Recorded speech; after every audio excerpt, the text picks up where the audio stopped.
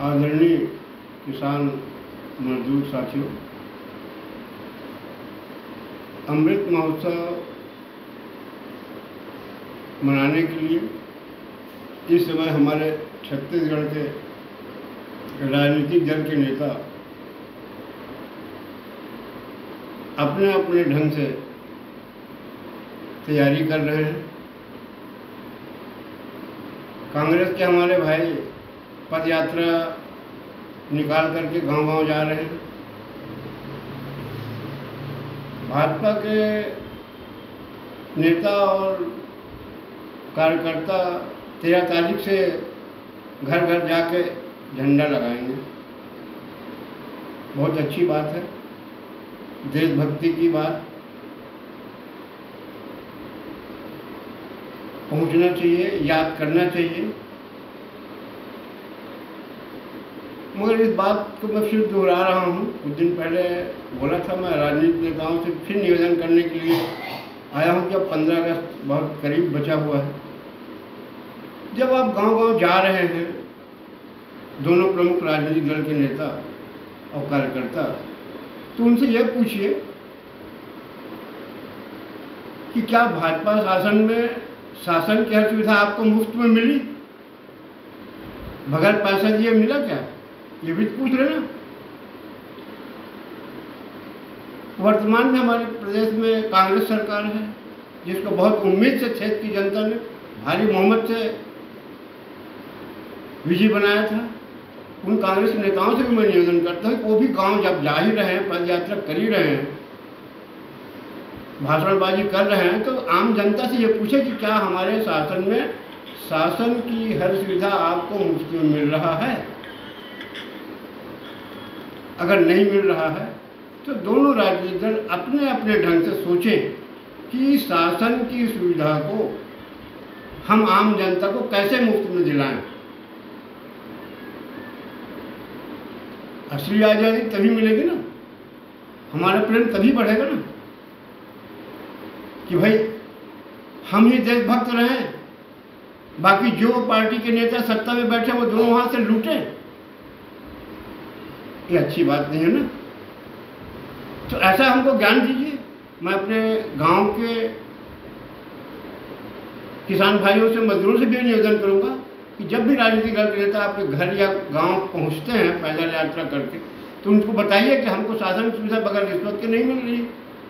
इस पर भी निर्णय होना चाहिए।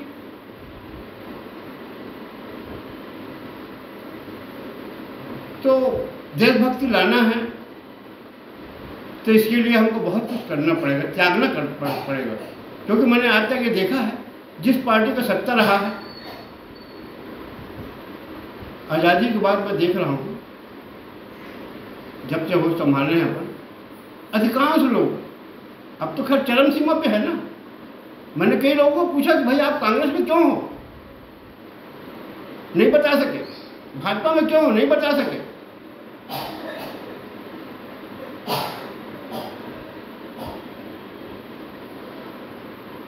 मैंने यही अनुभव किया कि कुछ ऐसे लोग भी हैं जो आपस में गांव में लड़ाई हो जाती है तो वो उधर रहता है, वो उधर रहता है।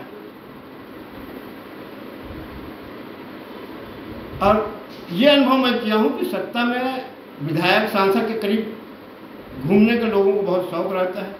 उसके आड़ में कर्मचारियों पर दबाव बनाते हैं और कर्मचारियों को ये कहते हैं कि मैं इतना इसका काम जब भी करना पैसा लेकर, या गांव में बोलते हैं कि चलो तुम्हारे मैं काम करा दूंगा, इतना पैसा लगेगा। क्या यही आज़ादी है? राजनीतिक नेताओं से मेरा निवेदन है कि हम सत्ता का दुरुपयोग अपने ही लोगों के साथ करें। कैसे देश स्वाभिमानी बनेगा, नया छत्तीसगढ़ कैसे बनेगा, विचार करिए। नया भारत कैसे बनेगा, विचार करिए। हमारे प्रधानमंत्री नया भारत बनाना चाहते हैं, हमारे मुख्यमंत्री नया छत्तीसगढ़ बनाना चाहते हैं, और छत्तीसगढ़ और भारत की जनता जो है भ्रष्टाचार से त्रस्त है। इसके लिए कौन विचार करेगा? मैं तो इस अमृत महोत्सव के अवसर पर अपने प्रदेश के, देश के सभी कर्मचारी नेताओं से निवेदन करता हूं कि इस पर आप भी विचार करिए, क्योंकि अक्सर हमने देखा है कर्मचारी को नेता हो या नेता के अगल बगल घूमने वाले बताए कि वो कर्मचारी ऐसा है, बोले क्या करोगे, किसी के राज रहे, कर्मचारियों का ही बोलबाला रहता है, ये कह के टाल देते हैं, आपको ही बदनाम करते हैं। तो मैं आपसे निवेदन करता हूं कि आपको 25,000 से 50,000, 60,000, 70,000, 80,000 वेतन मिलता है, 100, 200, 300, 400, 500 रुपये के लिए आप अपना स्वाभिमान क्यों गंवा रहे हैं? तो आज़ादी का महत्व क्या है आप समझ रहे हो, मैं आप समझा नहीं सकता, मैं तो बहुत कम पढ़े लिखा हूँ, आप लोग तो काफ़ी पढ़े लिखे हैं। तो मैं छत्तीसगढ़ कर्मचारी अधिकारियों से निवेदन करता हूँ कि आज़ादी का आभास आप ही हमको दिला सकते हो। अगर कोई राजनीतिक नेता आपको दबाव बनाता है, कितना % आपको देना पड़ता है, इस बात को आप कर्मचारी संगठन के माध्यम से सामने लाइए, प्रदेश देश की जनता को बताइए कि ये नेता हमारे पर दबाव डाल रहा है गलत करने के लिए। आपके पास संगठन है। तो मेरा निवेदन है कि कर्मचारी साथियों, आप भी इस स्वतंत्रता दिवस में, मैं चाहूँगा 75 वर्ष हो गए ना स्वतंत्रता के बाद, जैसे जैसे दिन बीतते गया, आज भ्रष्टाचार की मैं सोचता हूँ कि चरम सीमा पर आ गया है। कहीं भी चले जाओ, बगैर कहीं कोई सुनवाई नहीं होना है। इसलिए आपका सहयोग छत्तीसगढ़ को चाहिए, छत्तीसगढ़ जनता चाहिए। आप हमारे बीच के कर्मचारी हो। मैं जान रहा हूँ कि आप किसने कहने से लूट रहे हो, और कुछ तो अपने मन से लूट रहे हैं, कुछ बहुतांश हमारे कर्मचारी अधिकारी ईमानदार हैं, और उनको बमान बनाने का फैक्ट्री खोल लिया है कुछ लोगों ने सत्ता के सहारे। तो मेरा निवेदन है कि कर्मचारी भी इस 15 अगस्त में राजनीतिक नेताओं से भी निवेदन है, ही कर भी चुका हूँ कि हमको झंडा हमारे घर में लगाने से, पद यात्रा करने, झंडा दिखाने से स्वतंत्रता की याद हमको नहीं आएगी। हमने सुना है कि अंग्रेज हमारे ऊपर अन्याय अत्याचार करते थे, इसलिए हमारे देश के राजनीतिक नेताओं ने, क्रांतिकारियों ने अंग्रेजों को भगाया था।